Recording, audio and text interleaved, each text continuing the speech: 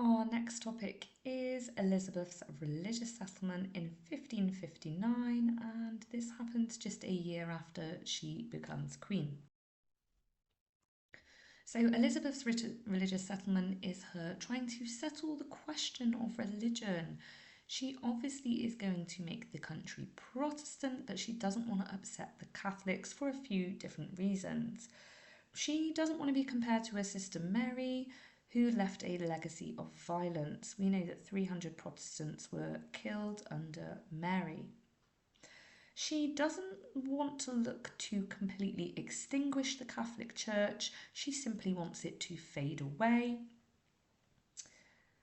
And she is not looking to be too much of an extreme Protestant. She's not looking to force people, but she does need people to recognise that she is the top of the church here. So, what does she do?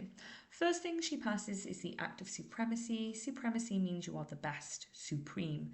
She gives herself the title Supreme Governor of the Church of England, and this is a little bit of a nod to the Pope here because the Pope was upset when Henry named himself the head of the Church of England.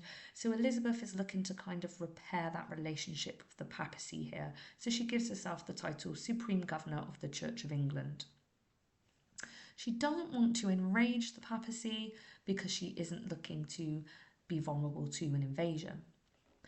Anybody who is the clergy, this is anyone linked to the church at all, has to swear an oath of allegiance to Elizabeth, recognising her royal supremacy.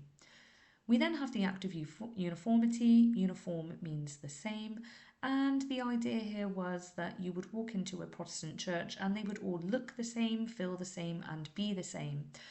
Services would be read from the Book of Common Prayer, and this is guiding the service. The wording in this is vague, and this is to please both sides. I'll get to that a little later on.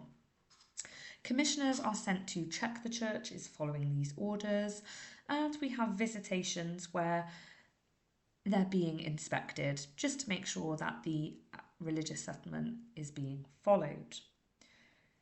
Sometimes on these visitations, we had inspectors smashing statues, and Elizabeth did prevent this. She said she was not looking to investigate too closely. Finally, we've got the royal injunctions, which are a set of instructions that William Cecil, her Secretary of State, sent out to all clergy about church services.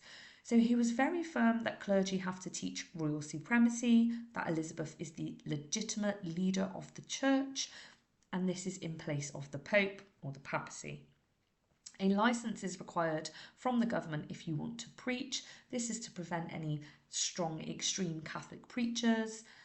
And pilgrimages are banned as they are seen as too Catholic. This would of course please the Puritans or your much stronger Protestants here.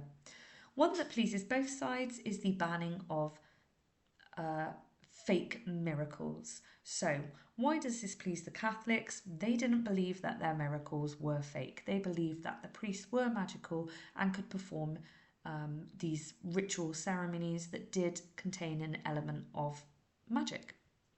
It also pleased the Protestants because they see something as being banned.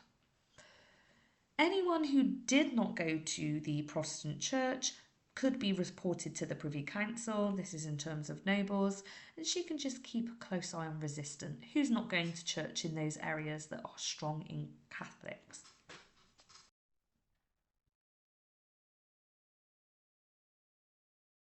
What was the impact of the religious settlement then? Well, the clergy are the ones that were responsible for implementing the religious settlement, bringing it in and making sure it was followed. They had to use the Book of Common Prayer, as we've just mentioned. They had to report any recusants, so that's people that refuse to attend church, and they had to make sure that those teachers and midwives were licensed as well. Why do they do this? Well, teachers and midwives have access to people and they want to make sure that they are not preaching extreme views. 8,000 priests take the oath of supremacy, recognising Elizabeth's legitimacy here, so the majority of people simply do conform. This is successful. 1 out of 28 Catholic bishops agreed to take the oath. 27 refusing bishops are replaced with Protestant bishops. She has to be careful because she doesn't have as many Protestant bishops or bishops that she needs at the start. The people, in terms of your normal people, most of them simply accept the new rules. As I said earlier, most people would not be able to afford the fines.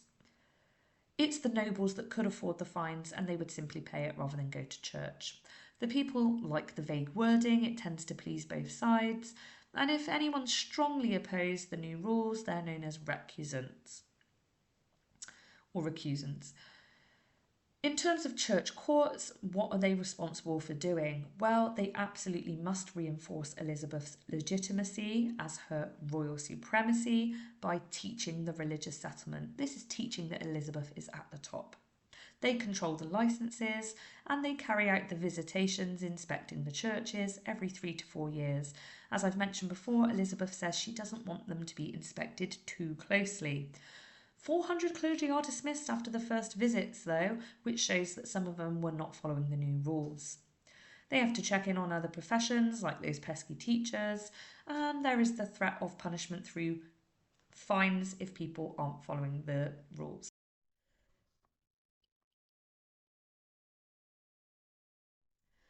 Okay, so if we're looking at our first religious challenge, we are talking about our Puritans.